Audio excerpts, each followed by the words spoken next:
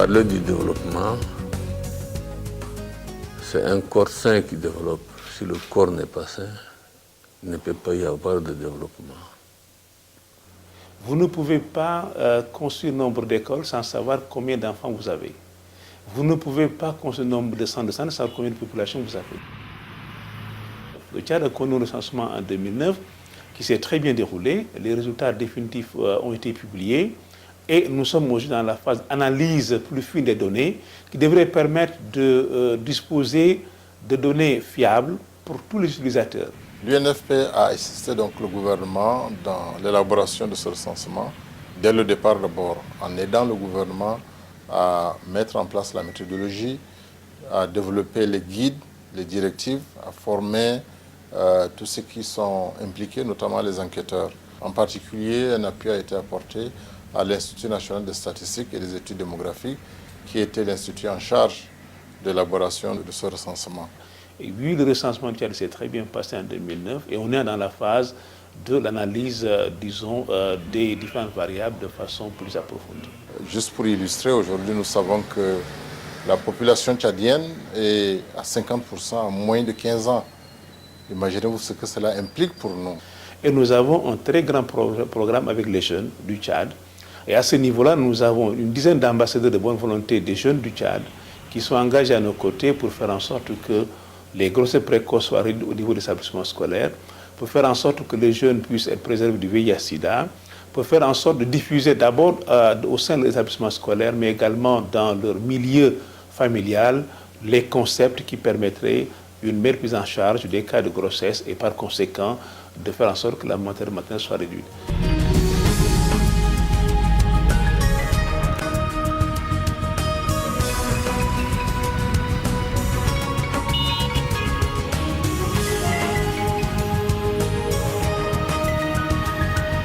Vous voulez parler de la construction ou l'avenir d'un peuple ou d'un pays. Ça passe nécessairement par un corps sain. La base, je dirais, de la vie de l'homme, je dis bien, c'est le corps sain. C'est la femme qui procrée, qui crée, et c'est cet enfant-là qui devient l'homme de demain, qui travaille, qui produit donc, et qui développe. En termes d'appui au gouvernement du Tchad, l'UNEP est en train de conduire un 6e programme de coopération qui est axé essentiellement sur la réduction de la mortalité maternelle. Pourquoi? Parce que ça correspond déjà à une priorité de l'organisation.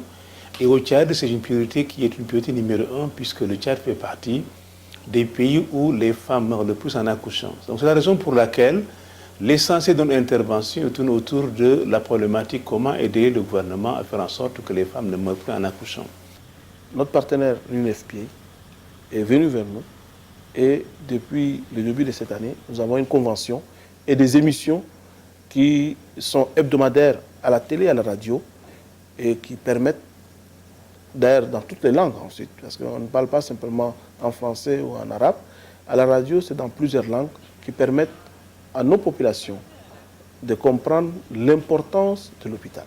Nous avons dans les grilles des programmes 2012, par exemple, à la radio et à la télévision, plus de 20% des émissions qui sont consacrées au secteur de la santé et notamment au secteur de la mère et de l'enfant.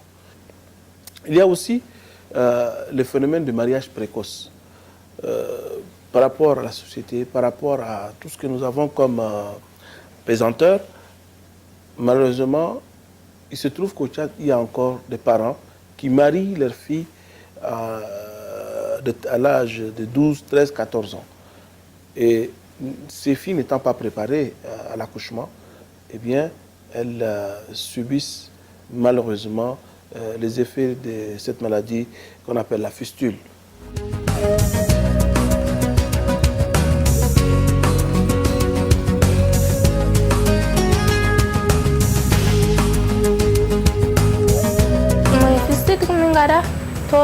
Quand j'ai eu la fistule, j'ai beaucoup souffert. Partout, les gens se moquaient de moi. Il y en avait même qui m'insultaient. Ce sont mes parents qui m'ont supporté et se sont occupés de moi. Mais j'ai beaucoup souffert. Les hommes ne s'occupaient pas beaucoup. abandonné d'ailleurs leurs épouses. Donc, les femmes mouraient cachées. Aujourd'hui, mon mari m'a complètement abandonnée. Il est intolérable qu'un homme, en fait, qu'un Tchadien, père de famille, dans l'application de ces us coutumes, donner en mariage une fille qui n'a pas atteint 18 ans. Nous ne le tolérerons pas, ce genre de comportement. La loi qui viendra renforcer cela. Et c'est le chef d'État lui-même qui est au front, en première ligne par rapport à la mortalité maternelle. Et c'est un exemple assez rare d'un engagement très personnel. Nous voulons vraiment relever un défi. Le défi auquel nous étions confrontés, c'est de voir dans toute la région des femmes mourir, en fait, disons, pendant l'accouchement. Soit on perd la mère ou l'enfant, soit les deux.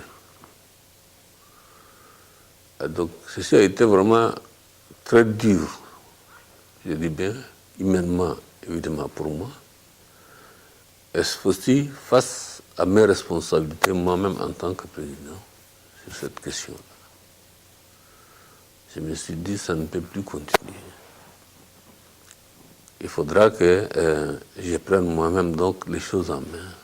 D'où l'instauration, n'est-ce pas, de la journée de réflexion, je dirais, d'une réunion mensuelle ici à la présidence avec l'ensemble des acteurs de la santé publique nationaux et aussi les partenaires au développement qui nous soutiennent dans tous nos efforts, en particulier l'OMS, l'UNICEF, je dirais aussi FINIAP.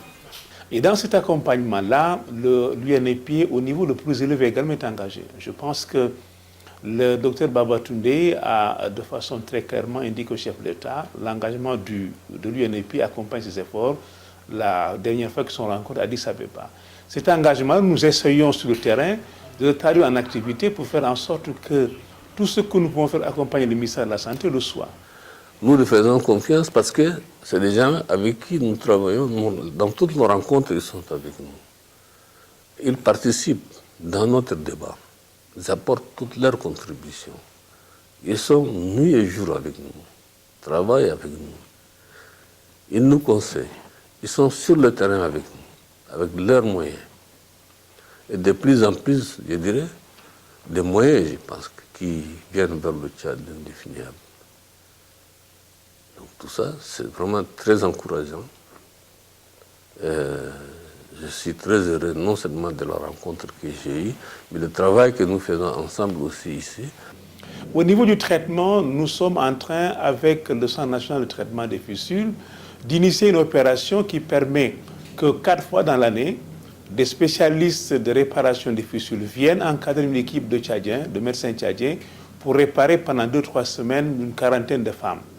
Aujourd'hui, il y a une équipe de 5 médecins tchadiens, généralistes, gynécologues, urologues, qui sont en train d'être formés par une équipe du professeur Gay, qui est un urologue connu, le président de l'association des urologues africains, qui fait 4 missions dans l'année au Tchad. Et dans chacune de ces missions, l'équipe est associée aux activités de réparation et nous espérons qu'au bout de 2 ans, l'équipe sera totalement indépendante. Je suis très contente d'être opérée bientôt. C'est Dieu qui donne la santé, mais je suis très contente d'être opérée maintenant.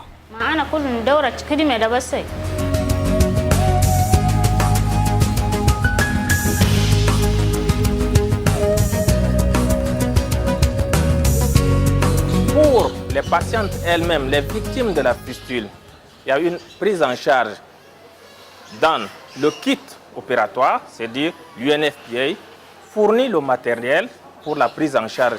Donc, ce qui fait que cette chirurgie est gratuite pour les patientes. La fistule obstétricale demeure un problème de santé publique et plus particulièrement au Tchad, parce qu'on a assez de cas mais il n'y a pas assez de personnel qui puisse prendre normalement en charge ces femmes qui ont des fistules. On a été très bien encadré par le professeur venant du Sénégal, surtout dans le traitement des fistules.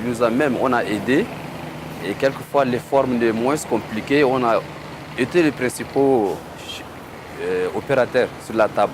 À juste titre, nous reconnaissons que ce que nous a apporté est en train de nous édifier, en train de nous faire prendre en charge tous les cas de fistule qui existent. Pour le premier semestre de 2012, nous avons fait notre bilan et 1027 patientes ont été prises en charge au premier trimestre. Nous sentons être au top niveau de la prise en charge des fistules dans le monde. Après cette formation, ce qui va changer, c'est évidemment la prise en charge des cas les plus difficiles de la fistule. Parce que j'ai bénéficié d'une formation de qualité et cela me permettra d'organiser mon bloc opératoire et prendre en charge les cas de fistule dans mon district. C'est une initiative à louer qu'on doit encore continuer parce qu'on n'a pas assez de gens encore formés. Même s'il y a la formation, cette formation doit être continue pour que ces médecins qui sont en formation puissent avoir cette compétence encore pour mieux prendre en charge des fistules un peu compliquées. Je viens de l'extrême sud du pays, c'est là où les compétences sont rares. Je suis médecin généraliste et je dois avoir la main d'un spécialiste parce que là, il n'y a pas de spécialiste en province. Donc je prête ma main à la place du spécialiste. Donc durant mon séjour à N'Djamena ici, je profite pour voir également les cas compliqués là, cas simples où un médecin généraliste peut, à la limite de son pouvoir, peut le faire en milieu rural ou bien en milieu reculé de spécialistes. Donc j'apprends les techniques des simples et puis en même temps des compliquées pour pouvoir essayer d'en tirer profit. L'UNFPA, par le biais également de cette campagne, s'engage dans la formation d'une équipe de Tchadiens, de chirurgiens tchadiens, que ce soit des gynécologues, des urologues tchadiens. Tous tant qu'ils sont, peuvent aujourd'hui réparer ce que nous pouvons appeler communément une fistule simple. Mais certains sont aussi avancés actuellement pour prendre en charge des fistules un peu plus complexes, voire des fistules compliquées. Donc nous pouvons dire que les ressources humaines sont en train de se développer, des capacités de prise en charge sont en train d'augmenter aussi bien au niveau de N'Djamena que dans certaines régions périphériques. Je pense que la réactivité est très bonne. En réalité, c'est non seulement ils se sont appropriés le processus de formation, de renforcement des capacités, mais ils ont eu mis beaucoup d'enthousiasme et d'abnégation. Aujourd'hui, nos collègues qui sont venus de Sahar, qui sont venus de Mongo, qui sont venus de Abéché, nos collègues qui sont en N'Djamena, qui pour la plupart sont dans d'autres hôpitaux, en gynécologie, en urologie, et même peut-être au niveau du centre, ces collègues-là ont montré un engagement extraordinaire qui, à mon avis, augure de l'un des meilleurs pour la prise en charge des fistules au niveau du Tchad. Bon, je suis trop heureuse de voir les docteurs qui viennent d'ailleurs parce qu'ils viennent, ils aident nos sœurs qui sont victimes de fistules. Et vraiment, c'est très content. Je suis très content. Ils aident nos sœurs. Maintenant, il y a beaucoup de nos sœurs qui sont déjà guéries. Alors, leur professeur qui vient ici, là, ça me fait très content. Non seulement les médecins qui opèrent, mais également tous ceux qui sont autour, les instrumentistes, les sages-femmes surtout, qui assurent les soins pré- et post-opératoires. Parce que les soins post-opératoires sont extrêmement importants pour permettre vraiment la réussite de l'intervention chirurgicale. Les médecins et sages-femmes ici nous ont accueillis et nous ont traités comme leurs propres filles. Nous en sommes très heureuses.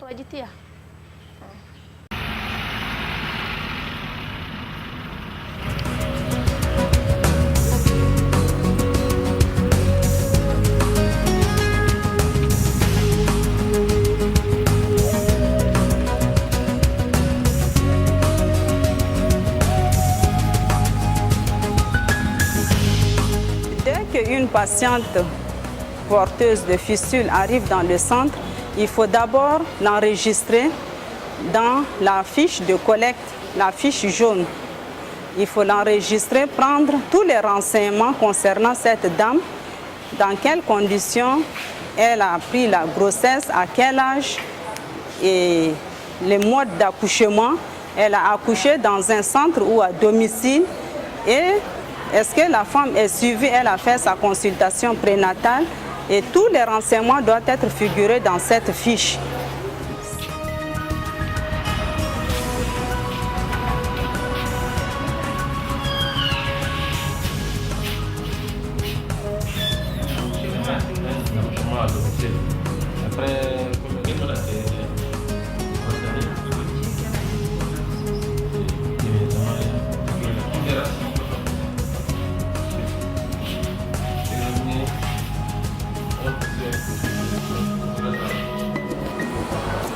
J'ai 2 sages-femmes qui sont venues de Sarre et de Mongo pour apprendre comment suivre une femme porteuse de fistule après l'opération.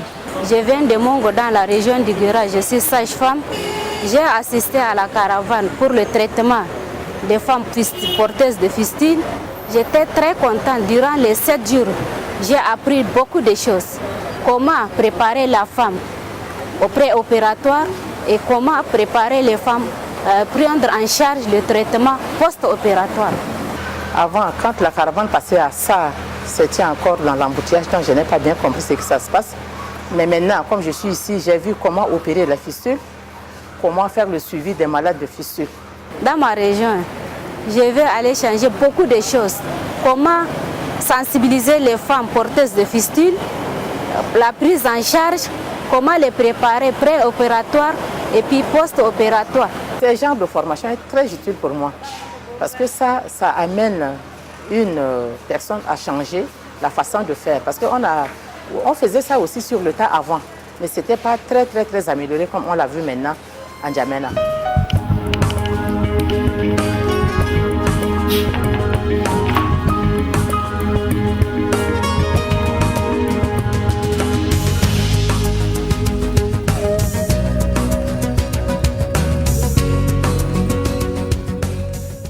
Aujourd'hui, nous pensons qu'avec l'apport de la télévision, parce qu'on a amené ces filles, ces jeunes filles, mères, à témoigner à visage découvert. Et ça, je vous assure que l'impact était très fort. Mais aujourd'hui, elles ne se cachent pas. Non seulement il faut les soigner, mais il faut aussi les aider à s'intégrer à la vie active. Nous appuyons l'association que les femmes anciennement victimes de fistules ont mise en place pour se réinsérer. Elles ont des ateliers où elles font de la couture, elles font de la teinture, elles vendent des produits. Donc c'est un exemple réussi de réinsertion et l'UNEP accompagne également cette association dans le cadre de réinsertion. Moi, cela fait 8 ans que je suis guérie. Je suis heureuse. J'ai eu 3 enfants et on m'a opérée 2 fois. Maintenant, je suis mariée et je suis guérie, en bonne santé et très heureuse. Souvent, il s'agit même de retrouver son ménage, parce que vous n'ignorez pas que dans le cas des fistules, la plupart des femmes victimes de fistules sont carrément répudiées, en tout cas marginalisées, mises à l'écart au niveau du village, de la famille, et que donc la réinsertion suppose que ces femmes-là soient perçues autrement pour être intégrées au niveau de la famille du village, et puis également contribuer de par leurs activités à la promotion de l'ensemble de la société. Actuellement, l'UNFPA a pu prendre en charge un certain nombre de femmes qui étaient malades et qui sont guéries. Et celles-là font un travail d'accompagnement psychosocial des malades qui arrivent au centre parce qu'elles sont passées par là, elles savent combien ces femmes sont désespérées. Et l'UNFPA les accompagne pour leur donner un petit pécule pour leur permettre non seulement d'aider les autres, mais aussi de se prendre en charge. J'ai eu la fistule à l'âge de 14 ans. Depuis le village, je suis venue ici à N'Djamena. Et maintenant, je suis guérie. Et maintenant, on m'a pris comme piédestal. Et je sensibilise aussi ceux qui viennent après moi pour leur dire que vraiment, cette maladie-là, vraiment, c'est très douloureux. Mais si vous sortez, vous venez à l'hôpital et vous allez être guéri comme moi aussi. Grâce à l'implication de la Première Dame, grâce à l'implication, aux implications même, je dirais, de toutes les couches sociales, aujourd'hui, il y a une prise de conscience qui est effective. On ne peut pas parler de fistules au Tchad sans pas de l'action de la Première Dame, parce qu'en réalité, C'est elle qui est la marraine de tout ce qui concerne les fistules au niveau du Tchad. Et son engagement est tel qu'il a permis cet engagement-là de faire en sorte que cette maladie qui était honteuse au départ et aujourd'hui une maladie que les femmes acceptent et savent qu'elle peut être soignée dans les meilleures conditions et gratuitement. J'ai eu le privilège, il y a quelques semaines, de mesurer son degré d'engagement, pas seulement pour les fistules dont elle est l'ambassadrice pour le pays, mais son engagement pour la réduction de la mortalité et de la morbidité maternelle en général. Et elle s'est engagée totalement dans ce domaine-là. Elle fait faire même des caravanes de sensibilisation. Elle faisait toutes les cérémonies, elle est très attentive. Mon épouse connaît vraiment mes préoccupations. Elle connaît très bien mes préoccupations.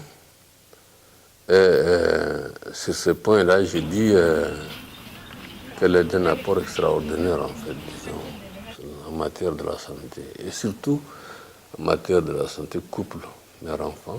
Donc nous avons au Tchad, je pense, et ça c'est une opportunité, je pense, qui est extrêmement importante, qui n'existe presque pas dans les autres pays, même si dans les autres pays il y a un engagement fort. Mais ici, l'engagement, il est doublé d'une participation effective, d'une prise en charge effective, d'une sensibilité particulière de la première dame et de son époux, le chef d'État, qui est en première ligne dans le cas de la maternité maternelle. Je pense que c'est une très bonne chose et puis c'est une lutte qu'on doit la mener ensemble avec toute l'équipe et puis avec le FUNIAP, le ministère et puis toute la population. Voir ces femmes qui ont le sourire aux lèvres et puis les voir encore repartir chez elles, faire une nouvelle vie, je pense que c'est un combat qu'on doit le mener ensemble. Donc on fera tout, on fera de notre mieux pour qu'il n'y ait plus de fistules au Tchad.